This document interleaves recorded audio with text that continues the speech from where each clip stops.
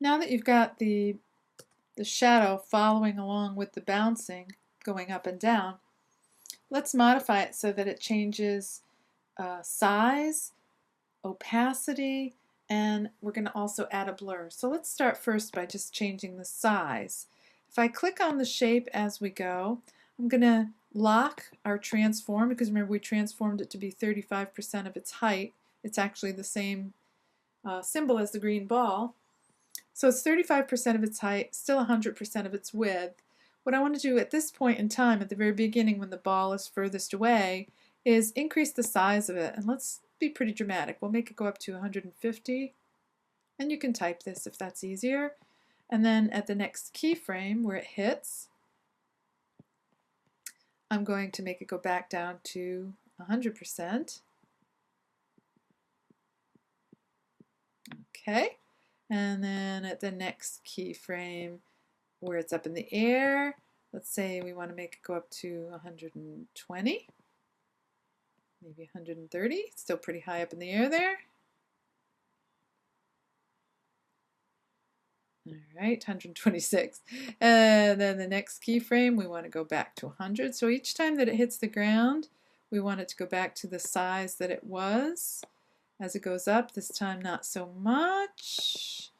We want to maybe go up to 100 and, whoops, wrong way, 115 maybe. Back down, 100.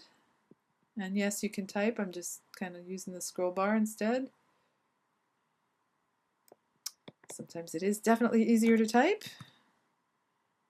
Not always. Good gracious. Okay. And again, just a little bit as it goes up in the air, maybe 105. And then last but not least, where it hits the ground again, 100. All right, so we've added now the size. It's looking good. Let's have it change lightness now as well. So go back to our first keyframe and let's take a look at the color effect. Right now it's at 40% alpha. Let's take it down to 20. And then each time it hits, we can have it go back to 40. So 40. Let's make sure that nothing funny's going on. Okay, back to 40. It goes back up in the air. Maybe we don't go as light. Maybe we go to 30. Let's go 25. Still pretty far away. Next one, 40. Next one,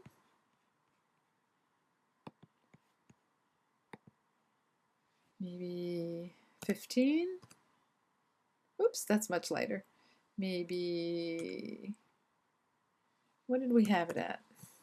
We went from here, it was at 25, so we went 20, 25, 30. We'll go in increments of 5. And here, of course, we want it 40, which is the darkest of our colors. Here we want it to go maybe 35. And back to 40.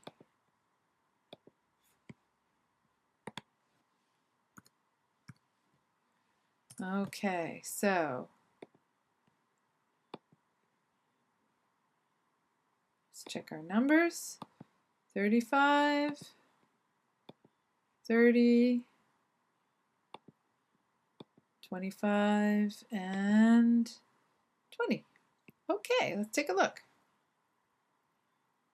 Okay, that's starting to have a little more drama to it.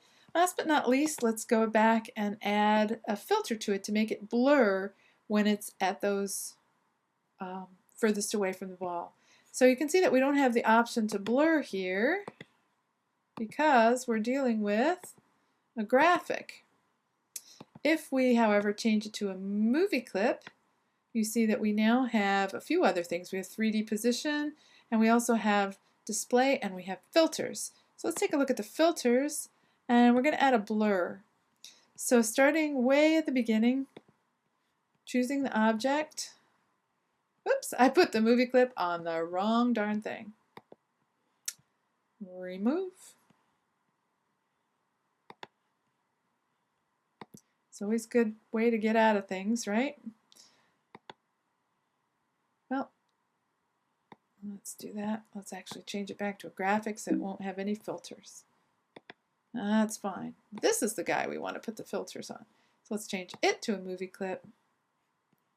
Add a filter. Give it a blur. And let's give it a pretty hefty blur when it's far away. Let's say 10.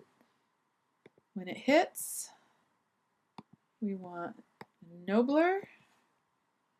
Next time in the air, we want maybe a 10. Oops, that's pretty good. I'll live with that. Then no blur. Then just a little blur. 4 maybe. Then no blur.